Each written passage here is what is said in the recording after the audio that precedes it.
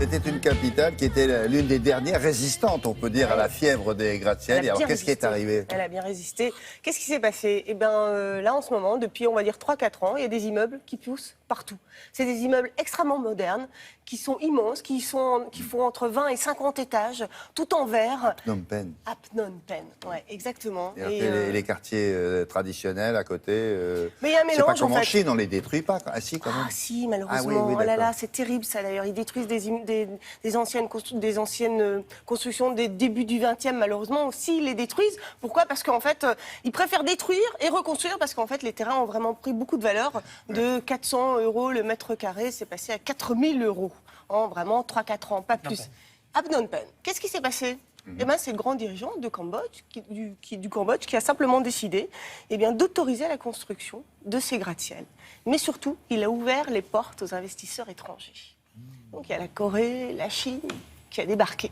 Et puis voilà, donc là forcément, ça a posé pas mal de problèmes parce que malheureusement, il n'y a pas vraiment de règles d'infrastructure. Ah bon? Eh ben non. C'est un peu anarchique. Donc ça pousse n'importe comment, n'importe où. Et le pire, c'est au détriment de la population, une population, je vous le rappelle, qui est pauvre. Explication, regardez.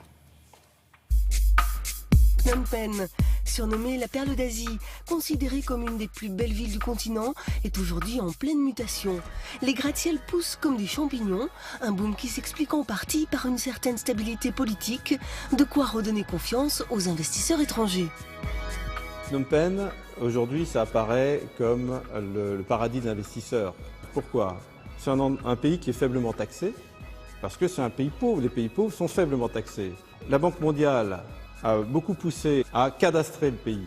Donc l'investisseur a des faibles taxes, une propriété sécurisée et il n'y a pas de règlement d'urbanisme.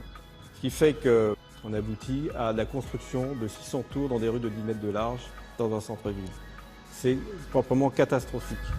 Vidé de ses communautés les plus pauvres, Phnom Penh devient le lieu de résidence des riches et des privilégiés. Les fiascos immobiliers sont pourtant nombreux, les 3/4 des bureaux sont vides, les boutiques ne trouvent pas preneur, sans parler des immeubles inachevés. On voit beaucoup de villes qui connaissent ces phénomènes, on produit de la ville vide, ce qui est un véritable scandale. Donc il y a un décalage très très fort au niveau mondial entre la finance, qui va chercher des investissements, parfois utiles, parfois inutiles. Finalement, ça n'a pas beaucoup d'importance parce que cet argent est utilisé. Ces immeubles se vendent. Ils se vendent pour spéculer, non pas pour habiter. La pression extrêmement forte des investisseurs internationaux sur le centre-ville exclut la population par le marché. Et donc, effectivement, il y a moins de mixité sociale, c'est-à-dire qu'il y avait des dizaines de milliers de bidonvillois dans des poches à différents endroits du centre-ville qui ont été évacués plus loin en banlieue.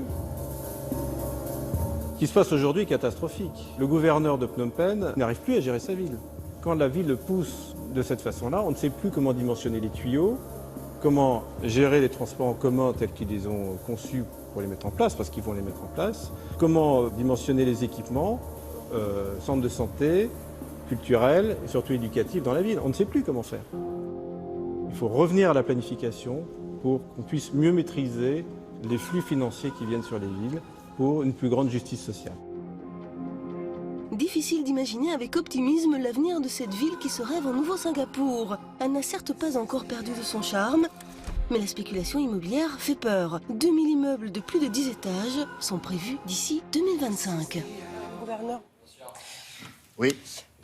En fait, Eric Wisbrecht, en fait, il est architecte et urbaniste à l'IAU, qui est l'Institut d'aménagement et d'urbanisme. Et en fait, c'est le gouverneur de Phnom Penh qui a fait appel à eux. Donc ils seront en Ile-de-France et ils missionnent à l'international pour justement recadrer et remettre tout ça en place, parce que forcément ça part dans tous les sens. Il y a des projets de tours les plus grandes d'Asie qui sont prévus, vous voyez. Donc voilà, c'est dans l'article. Il va avoir du boulot, le monsieur. Il y a beaucoup, oui, effectivement. C'est exactement ce que je lui ai dit. C'est dans Géo, ça? Oui, c'est dans Géo. Donc ça vient de sortir et c'est le magazine du mois d'octobre, exactement. Notre partenaire, merci beaucoup, mademoiselle. Et le matin, ça continue. Tout de suite.